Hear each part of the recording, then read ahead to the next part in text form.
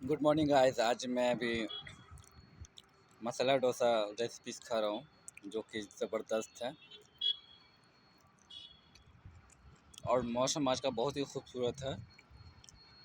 और मैं हूँ आज अपने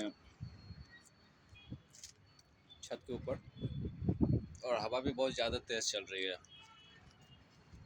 और मेरे पीछे का जो बैकग्राउंड आप लोग देख ही रहे हैं, पूरा औसम है, ज़बरदस्त गर्दा।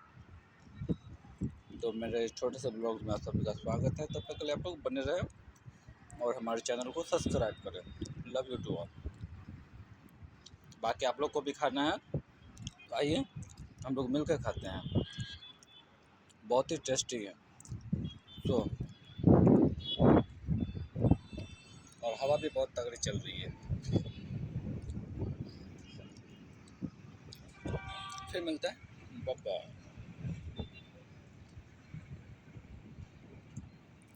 गर्दा।